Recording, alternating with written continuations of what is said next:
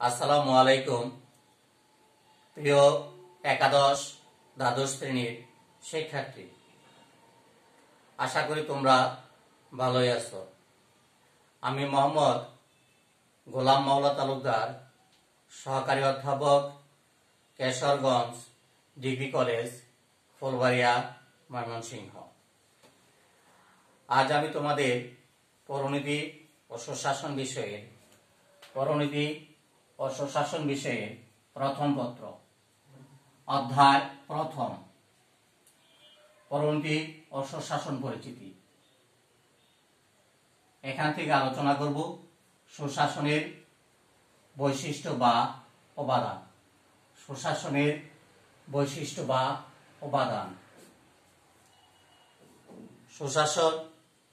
সুশাসন জনপ্রশাসনের জন্য একটি নবতর ধারণা ও সংযোজন তথা একটি নব্য সংস্কৃতি।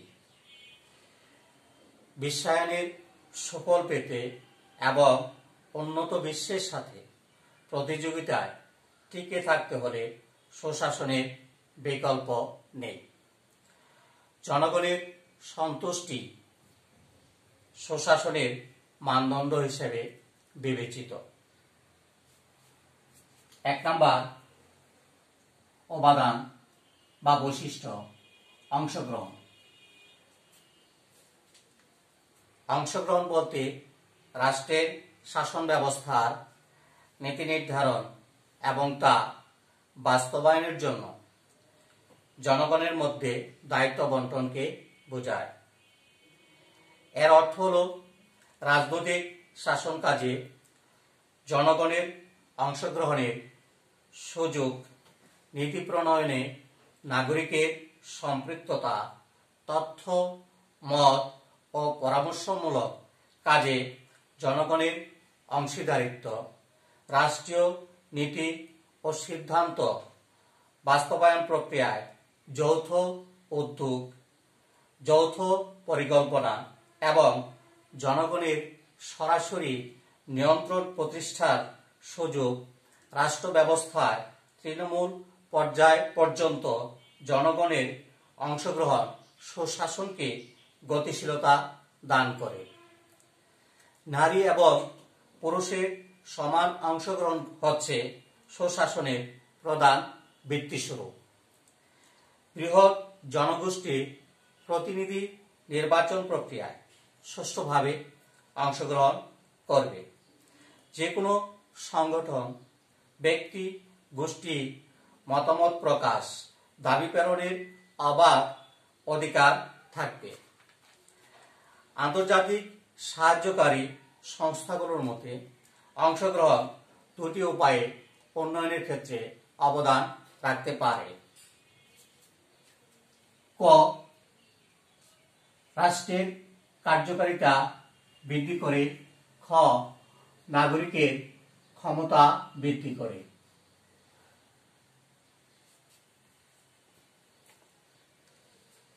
অংশগ্রহণের উদ্দেশ্য হচ্ছে টেকসই মানবাধিকার উন্নয়ন। টেকসই মানবাধিকার উন্নয়নের জন্য প্রয়োজন নাগরিক এবং তাদের সংগঠনগুলোর কার্যকারী অংশগ্রহণ। গণতান্ত্রিক কার্যপ্রণালীতে রাজনৈতিক অংশগ্রহণের ক্ষেত্রে সবচেয়ে তাৎপর্যপূর্ণ হল ভোটদান।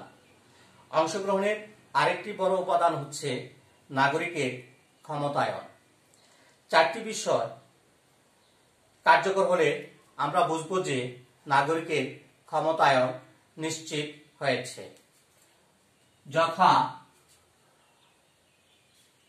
মতামত প্রদানের ক্ষমতা, দক্ষতা, সমস্যা চিহ্নিতকরণ, বিচার ক্ষমতা। 2 নম্বর উপাদান বা বৈশিষ্ট্য হল স্বাধীন বিচার বিভাগ। স্বাধীন বিচার বিভাগ।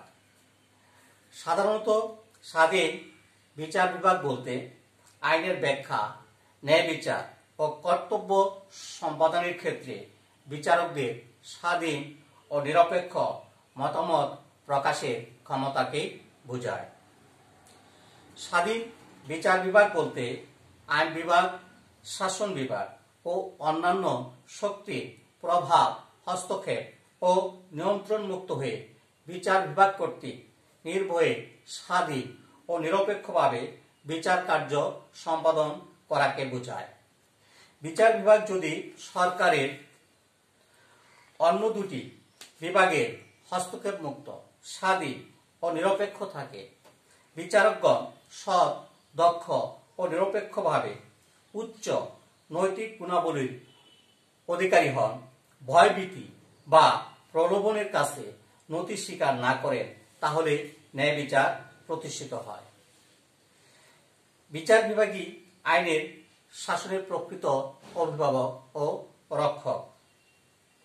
সুতরাং বিচার বিভাগের স্বাধীনতাকে সুশাসনের অন্যতম গুরুত্বপূর্ণ বৈশিষ্ট্য বলে বিবেচনা করা হয়। লর্ড ব্রাইস বলেছেন, সরকারের উৎকর্ষতা পরিমাপের জন্য বিচার ব্যবস্থা দক্ষতার চেয়ে উৎকৃষ্টতর কোনো মাপকাঠি নেই। 3. বিকেন্দ্রীকরণ। সহজ ভাষায় কেন্দ্র থেকে ক্ষমতা ও দায়িত্বসমূহ স্থানীয় পর্যায়ে অর্পণ করাকে বিকেন্দ্রীকরণ বলে। অন্যভাবে বলা যায়, সরকারের প্রশাসনিক কর্তৃত্ব কেন্দ্রীয় পর্যায়ে না থেকে স্থানীয় ও আঞ্চলিক পর্যায়ে হস্তান্তর করাকেই বিকেন্দ্রীকরণ বলা হয়। অর্থাৎ যে প্রশাসনিক ব্যবস্থায় সাংবিধানিক উপায়ে কেন্দ্র, প্রদেশ ও অঞ্চলের মধ্যে আইন, শাসন, বিচার সংক্রান্ত ক্ষমতা বন্টন করে নির্দিষ্ট কর্তৃপক্ষের মাধ্যমে ক্ষমতা চর্চা করাকে বিকেন্দ্রীকরণ বলা হয়। সুশাসন প্রতিষ্ঠায় বিকেন্দ্রীকরণের ভূমিকা গুরুত্বপূর্ণ। বিকেন্দ্রীকরণের ফলে জনগণের অংশগ্রহণের মাত্রা বৃদ্ধির সাথে সাথে জনসচেতনতাও বৃদ্ধি পায়, প্রশাসনের মূল্যবান সময় বেঁচে যায়, কর্মকর্তা কর্মচারীদের মনোবল, আত্মমর্যাদা বৃদ্ধি পায়। এজন্যই বিকেন্দ্রীকরণকে সুশাসনের অন্যতম গুরুত্বপূর্ণ বৈশিষ্ট্য বলে মনে করা হয়। 4 নাম্বার, বৈধতা। সরকারি গৃহীত নীতি বা সিদ্ধান্তের ক্ষেত্রে প্রণীত আইন অনুযায়ী কার্যকর হয়েছে বলে স্বীকৃতি প্রদানকে বৈধতা বলে। নিয়মতান্ত্রিক উপায়ে ক্ষমতাপ্রাপ্ত হয়ে জনগণের কল্যাণ ও মঙ্গলের জন্য কার্যক্রম পরিচালনাকারী সরকারকে বৈধ সরকার বলে। অর্থাৎ গণতান্ত্রিক উপায়ে সরকারি কার্যক্রম পরিচালিত হওয়াকে বৈধতা বলে। সরকারের বৈধতা সরকারের গৃহীত নীতি বা সিদ্ধান্তের বৈধতা, প্রণীত আইনের বৈধতা সুশাসন প্রতিষ্ঠার জন্য আবশ্যকীয় উপাদান।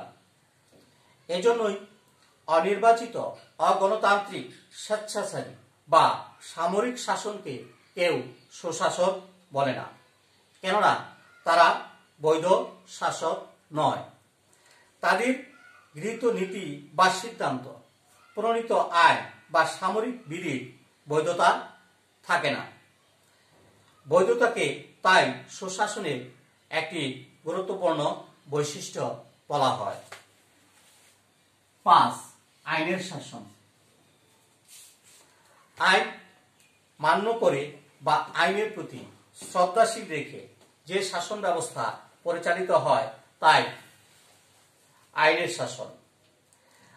আইনের শাসনের অর্থ সকল ক্ষেত্রে সকলের জন্য আইনের প্রাধান্য মেনে নেওয়া।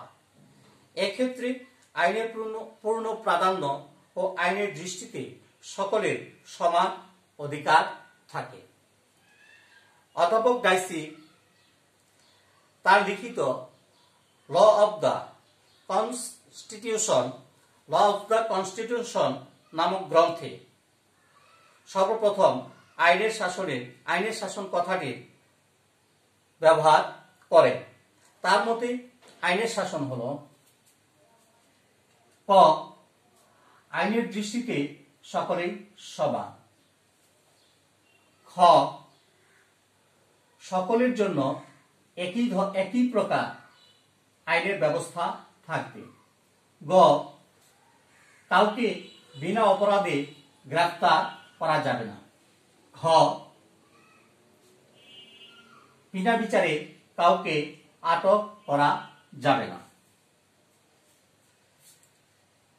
এছাড়াও অভিন্ন বিচারালয়ের ব্যবস্থাও আইনের শাসনের অন্তর্ভুক্ত। আইনের শাসনের দ্বারা সাম্য, স্বাধীনতা ও মৌলিক অধিকার প্রতিষ্ঠিত হয়। এ সকল কারণে আইনের শাসন সুশাসনের অন্যতম বৈশিষ্ট্য।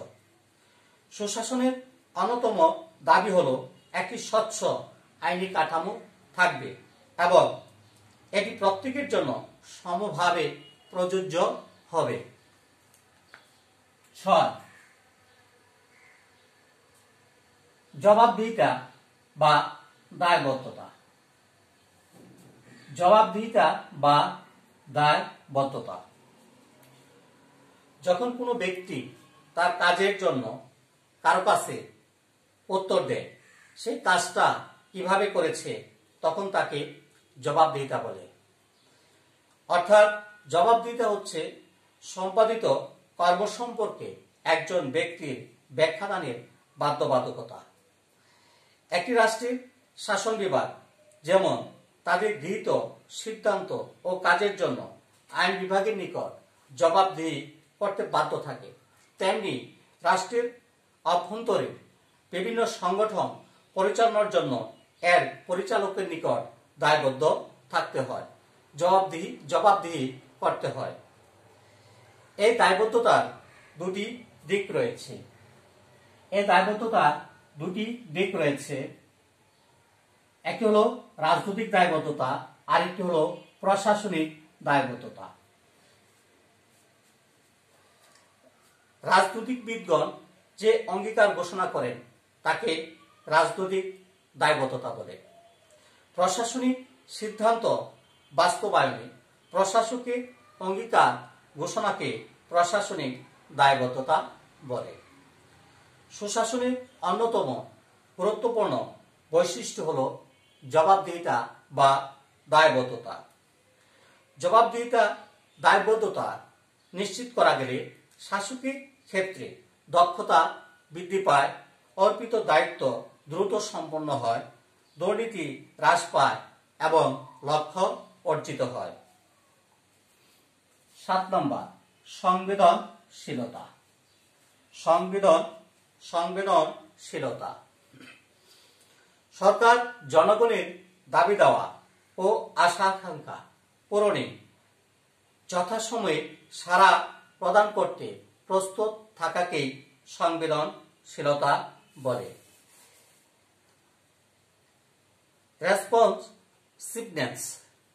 রেসপন্সিভনেস বিষয়টিকে বাংলা প্রতিশব্দ সাড়া দিয়ে প্রকাশ করা হয়। ইংরেজি রেসপন্সিভনেস শব্দটি সাধারণত কম্পিউটার সায়েন্সের একটি প্রত্যয় হিসেবে ব্যবহৃত হয়। এই প্রত্যয়টি দ্বারা কোনো প্রতিষ্ঠান বা সংস্থার উপর প্রকৃত দায়িত্ব নির্দিষ্ট সময় কাঠামোর মধ্যে সম্পন্ন করাকে বোঝায়। অর্থাৎ নাগরিকের নিকট সেবা পৌঁছানো বা তাদেরকে সেবা প্রদানের ক্ষেত্রে বেঁধে দেওয়া সময়কে গুরুত্ব দেওয়া। এর ফলে যে কোনো প্রতিষ্ঠান নাগরিকদের সেবা প্রদানের সময় সম্পর্কে সচেতন থাকবে।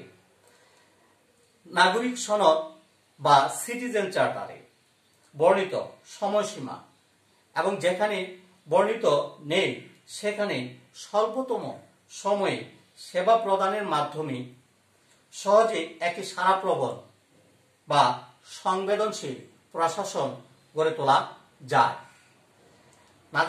নাগরিকগণের সেবা প্রাপ্তির ক্ষেত্রে সময় কাঠামো এবং দ্রুততা বজায় রাখার জন্যই সংবেদনশীলতা সুশাসনের অন্যতম বৈশিষ্ট্য। প্রিয় শিক্ষার্থী, আজকে আমরা সুশাসনের বৈশিষ্ট্য বা উপাদানের 7টি উপাদান নিয়ে আমরা আলোচনা করলাম। পরবর্তী ক্লাসে আমরা বাকি সুশাসনের বৈশিষ্ট্য বা উপাদানগুলোর যে বৈশিষ্ট্য রয়েছে বা যে পয়েন্টগুলো রয়েছে সেগুলো নিয়ে আমরা পরবর্তী ক্লাসে আলোচনা করব। এখন তোমরা বাড়ির কাজ লিখে নাও। বাড়ির কাজ 1 নাম্বার, আইনের শাসন বলতে কি বোঝায়? বাড়ির কাজ লিখবে, অনুধাবনমূলক প্রশ্নের উত্তর লিখবে। অনুধাবনমূলক প্রশ্নের উত্তর লিখবে। 1 নাম্বার, আইনের শাসন বলতে কি বোঝায়? 2 নাম্বার, সিটিজেন চার্টার বলতে কি বোঝায়? আমি আবার বলছি, মিল করে নাও। 1 নাম্বার, আইনের শাসন বলতে কি বোঝায়? 2 নাম্বার, সিটিজেন চার্টার বলতে কি বোঝায়?